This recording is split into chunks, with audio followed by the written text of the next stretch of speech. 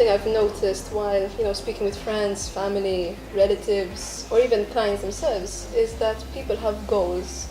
And but when we speak about them, most of the time they don't achieve their goal. For example, New Year's resolutions. How long do they last? A month, a week, maybe?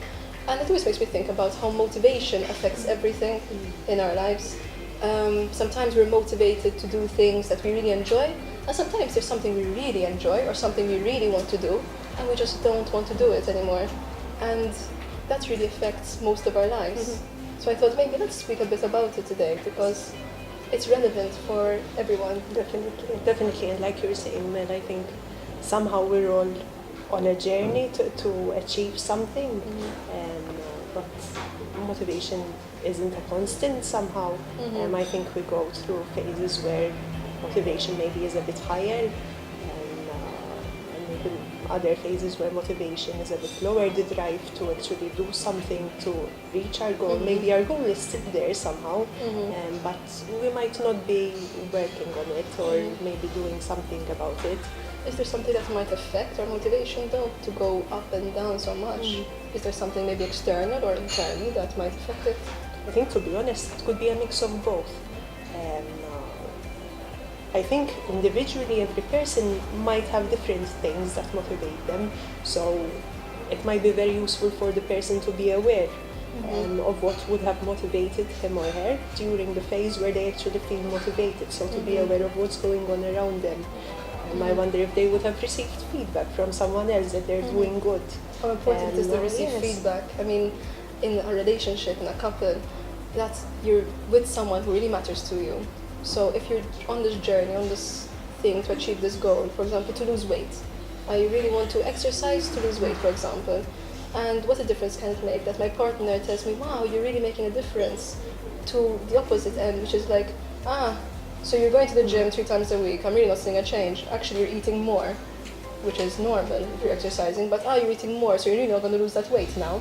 Look at the difference, how I would feel when I had this person that I really trust. Maybe if someone random on the street told me, I wouldn't have bothered much, but when someone you care about... Yes, when it's a close relationship.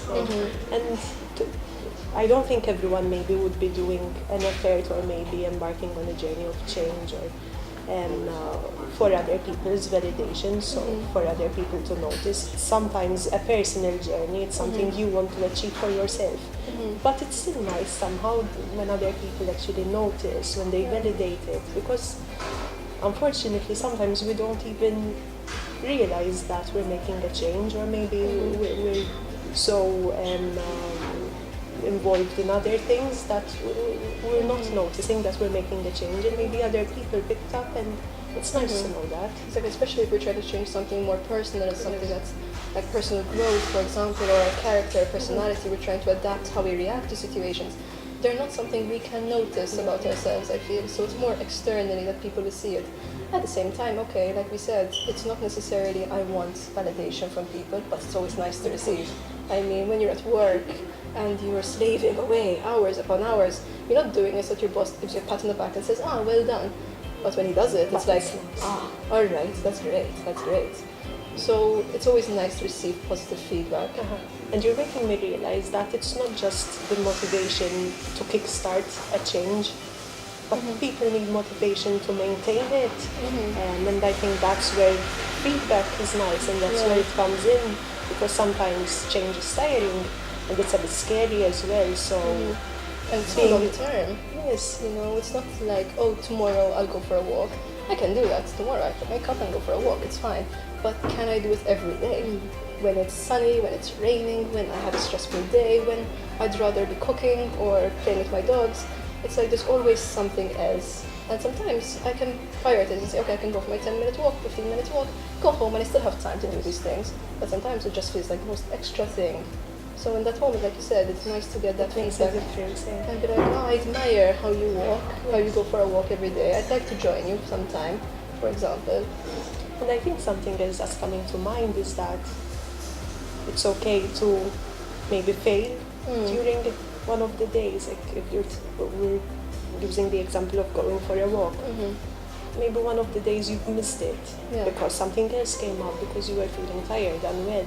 It doesn't mean that your effort was for nothing, and it doesn't mean you can continue working on it anyway. Exactly. So I think it's not being too hard on ourselves when we maybe do not manage to achieve our goal for that day. It's actually maybe learning from it and continuing. But it's to okay work for on there it. to be a lapse. No way, I wouldn't even see it as a failure. It's just that there was this one moment where I couldn't do it, or maybe I could do it, but I couldn't realize that there was a way of doing it other than how I was normally doing it. So it's good to have those moments of lapses and you say, okay, how can I get back on track? Because the failure is if I actually stop and say, you know what, I give up, I failed once, I'm never going to try again. If you fail an exam, you would normally try again, you would do a reset. If you fail your driving test, you would actually give it another go. You wouldn't say, okay, guess I'll never drive again. No, people go for third, fourth, fifth times and they keep on trying. So what's the difference with another goal? I think maybe what's important with goals or changes is make them realistic. You know, that if I want to walk, I want to run a marathon. I can't expect to wake up one morning and run the marathon. I can't expect to wake up and run for an hour. I have to start small and make it realistic, which is daunting. They say, "Illa, it's going to take me forever to run this marathon." But in reality, if you look like everyone else took a long time to get to that stage as well. You're not different. So it's in a way, it normalizes that it's human to actually take long on things.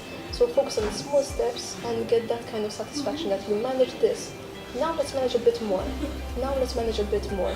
And in a way, not to take the cliche, but take it day by day. Yes. Today I'm going to walk. Tomorrow I don't know. Or if tomorrow I make the same decision. Because if I tell myself I'm going to walk every day, wow, I lost my breath. Too much. It's too much. And I think also the idea of maybe looking for support if you're struggling at some point. I think it's okay to ask for help, to see if someone else maybe also got stuck at some point, and for you to ask for suggestions. I think it's okay to reach out when we feel stuck and where we feel we're struggling with reaching our aims and our goals. I think Definitely.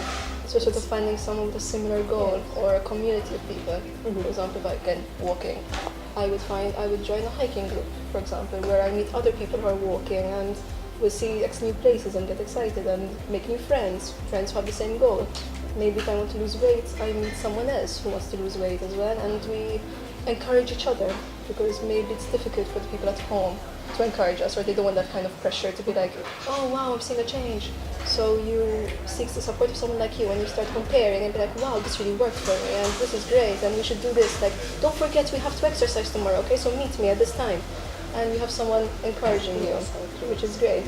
Thank you. Yeah. This was actually a really fun discussion.